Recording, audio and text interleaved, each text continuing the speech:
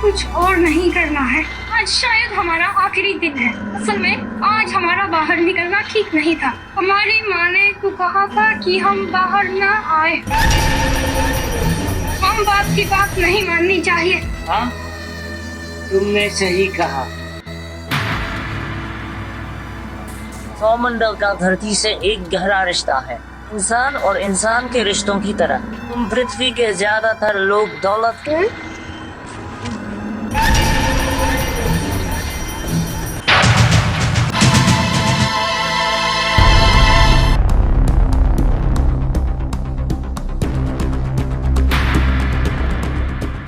क्या तुम जादूगर हो? नहीं, मैं कोई जादूगर नहीं हूँ। मैं सौरमंडल से आया हूँ। सौरमंडल और मिट्टी के साथ एक संबंध है, इंसान के साथ इंसान के रिश्ते जैसा। आज के इस अंजाम के लिए तुम खुद ही जिम्मेदार हो। वर्तमान में पृथ्वी खतरे में है, इसके लिए पूरी तरह से लड़कियां जिम्मेदार हैं। तुम जिस तरह के कपड़े पहनकर नाच गाना कर रहे हो, प्रकृति उसे बर्दाश्त नहीं कर पाई। सुनसान इलाकों में लोग शांति के लिए आते हैं और तुम लोग लोगों में अशांति फैलाने आए हो। इन कपड़ों में तुम दोनों को जो भी पुरुष देखेगा उसके मन में वासना जागेगी। शालीन कपड़े पहनोगी तो लोग तारीफ करेंगे और तुम्हें अच्छी नजर से देखेंगे। स्त्रियों के लिए ही दुनिया बनी है और स्त्रियों की वजह से ही इसका विनाश होगा। जाओ, तुम लोग अपने घर जाओ। ठीक है, ठीक है, चलो।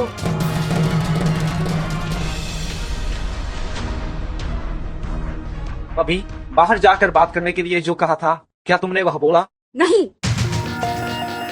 क्यों? मैंने सोच कर देखा, तुमने मुझे जो बात कहने के लिए कहा है, वह बात तुम्हारे भाई से कहना मेरे लिए संभव नहीं है। तुम जिस तरह से यह बात कह रहे हो, उससे ऐसा लग रहा है जैसे मैंने तुमसे 20-25 मर्डर करने के लिए कहा हो। मुझे उससे भी कहीं ज्यादा लगा। तुम अपनी बात अपने भाई से खुद कहो। ठीक है, आज के बाद से तुम भी अपनी कोई बात भाई से कहने के लिए नहीं कहोगे। भाई, मुझे तुमसे कुछ बात करनी है। क्या बात है? वहाँ तालाब खोदकर मैं मछली पालन करूँगा। वहाँ मछली पालन नहीं किया जा सकता। क्यों? पिताजी ने कहा है कि वहाँ मस्जिद बनवानी है, इसलिए मैं मस्जिद ही बनाऊंगा। कब कहा? मृत्यु के समय। तो तुमने मुझे यह बात क्यों नहीं बताई? अगर तुम पास होते तो तुमसे ही कहते। जब तुम्हारे पिताजी बीमार थे, तब तुम कितनी देर उनके पास थे? हाँ, तुमसे एक दवा तक तुम मंगवा नहीं पाई थी। जब भी मैंने तुम्हें दवा लाने के लिए कहा, तुमने मुझसे क्या कहा? हाँ, तुम जाओ वरना भैया को भेजो। जिस दिन तुम्हारे पिताजी बहुत बीमार हो गए थे, उस दिन तुम क्या कर रहे थे? लड़कियों के साथ मौजूदगी करने गए थे और हम तुम्हारे पिताजी को डॉक्टर के पास ले गए थे। तुम्हारी ये सारी गंदी बातें सुनने के बाद तुम्हारे पिता तुम्हारा चेहरा तक नहीं देखना चाहते थे। अभी आप कुछ ज्यादा ही बोल रही हैं। सागर, कुछ ज्यादा ही कर रहा है। तुझे तेरी भाभी पर आंखें दिखाकर बात करने की हिम्मत किसने दी? अभी इसी वक्त इस घर से बाहर निकल जा। बाहर? मैं इस घर से बाहर नहीं जाऊंगा। तुझे घसीट कर बाहर निकाल दो। अरे सागर, सागर, सागर छोड़। सागर, सागर, सागर, सागर, सागर, छोड़ो भी।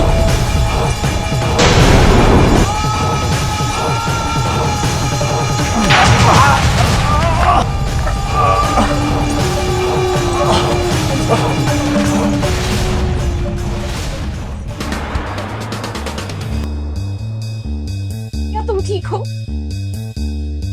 आओ। तुम कौन हो बेटा? मैं सौमंडल से आया हूँ। सौमंडल का मिट्टी के साथ एक गहरा संबंध है, जैसे इंसानों और इंसानों के बीच का रिश्ता होता है। तुम पृथ्वी के अधिकतर लोग संपत्ति के नशे में पागल हुए जा रहे हो।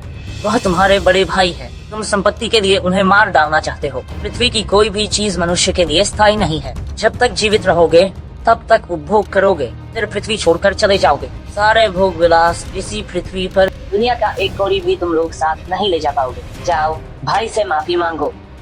भाई, तुम मुझे माफ कर दो, मैं समझ नहीं पाया था। आप यहाँ? आपसे मिलने के लिए तो हम पार्क जा रहे थे।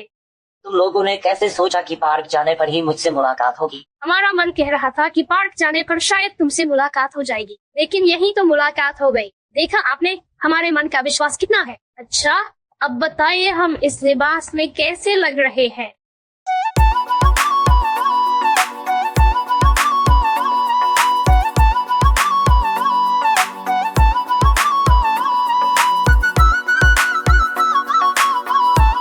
हैं लड़के?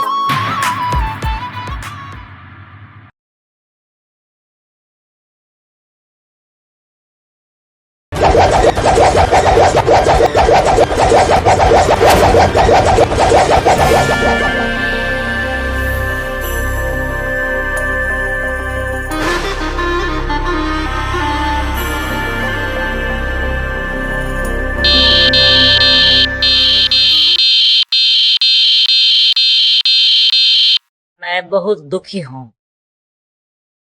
मेरा संकेत आ गया है, मुझे जाना होगा। तुम सब बहुत अच्छे हो, तुम सब मुझे बहुत पसंद आए।